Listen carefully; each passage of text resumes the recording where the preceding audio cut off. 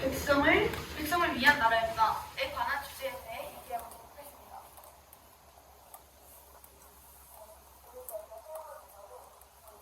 조선 무엇이든 국제로라는 식을 활용했습니다. 조선 무엇이든 국제로는 조선의 법이 어떻게 만들어지고 사용되는지 나오는 책입니다. 지금 조선의 법이 영관들에게 유리한 법까지도 알려주고 그 법이 실제로 어떻게 만들어지고 사용되었는지 이것으로 인해 사람들 사이에 불성리를 생각할 수 있는 답입니다. 먼저 본격적으로 저희의 주장을 하기 전에 먼저 토론 주제에 나왔던 용어 중 주요 용어를 정의해보도록 하겠습니다. 백성을 위한 나라란 모든 백성들이 평등하고 불평등한 것이 없는 나라라고 정의하고, 또 미하다라는 단어는 사람이나 사물 등을 소중하게 여기는 것이라고 정의하도록 하겠습니다. 저희가 주장하는 이유는 조선은 철저히 생각하기가 있습니다. 이 이유는 여자부터는 신분제도가 있었습니다.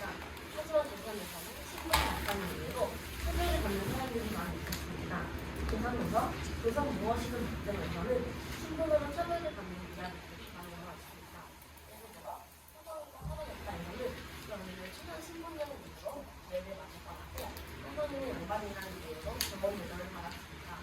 또한 조선에서 법칙이 바뀌기 따르면 상인을 살인하고 인간적인 때문에 인간살인과 수행살인 사이에 일정이 있었다고 말합니다. 둘째, 교육의 불평등이 일어날 수 있습니다. 대장도서 34쪽을 보면 과거 시험 응시자가 많게는 한 번에 10만 명이 들어온다고 나와 있습니다. 또한 대장도서 35쪽에는 과거 시험을 3년에 한 번 실시했고, 시험을 보아 1차 시험에는 240명, 2차 시험에는 33명을 선발한다고 나와 있습니다. 이 내용들에 대해 생각해보면 10만 명 중 90% 이상은 1차에서 떨어지고, 또 1차에서 통과된 사람의 8분의 7은 떨어지는 것이라고 볼 수 있습니다. 또한 한영훈 교수가 70년간 연구를 쓴 과거 출생 시대라는 근거에 보면 과거 시험을 통과한 사람들 중 양반의 비율과 평민의 비율을 비교한 표가 있는데, 첫째 과거 시험에는 24%로 그나마 많았지만 갈수록 20%, 17%, 마지막에는 8%까지 떨어지는 결과가 나왔다고 나와 있습니다. 이런 근거를 보면 분명히 과거 시험을 공부하는 과정에서 불평등이 있었다는 것이 있었습니다. 이제 저희 발표에서 의한 것들을 결론 짓도록 하겠습니다. 조선이 백성을 위한 나라가 아닌 이유는 총 3가지가 있습니다. 첫째, 조선은 철저한 신분사회여서 평민과 부족 사이에 불평등이 있다.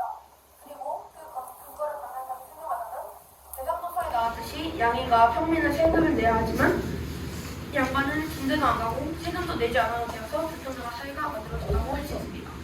그리고 둘째, 교육의 불평등이 일어나 농민과 평민이 출세할 가능성이 적어집니다. 그리고 셋째, 관리들이 백성들의 세금을 마구 훔쳐가서 백성들은 부정부패에 시달렸습니다. 이상으로 저희의 발표를 마치도록 하겠습니다.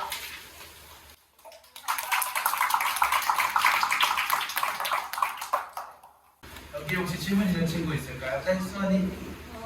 다시 드리겠습니다. 두 번째 지점으로 교육의 불평등을 얘기하시면서 과거 시험에 통과를 별로 하지 못했다고 하신 것 같습니까? 네, 맞습니다. 하지만 물론 통과를 별로 못한 것은 사실입니다.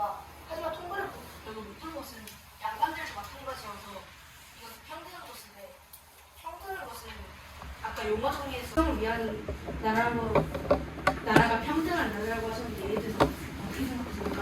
네, 저는 용어 정리에서는 네, 평등한 것은 백성들을 위한 것이라고 얘기한 것 같습니다. 하지만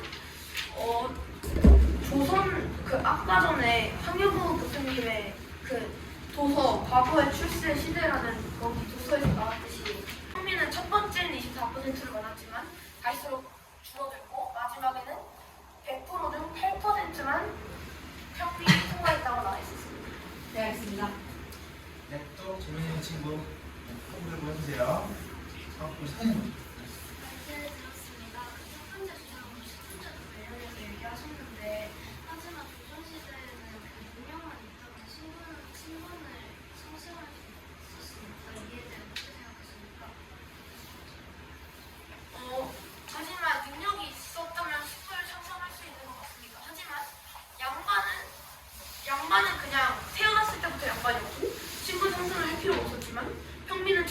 명하여 하기 때문에 그것이 불충분한 거라고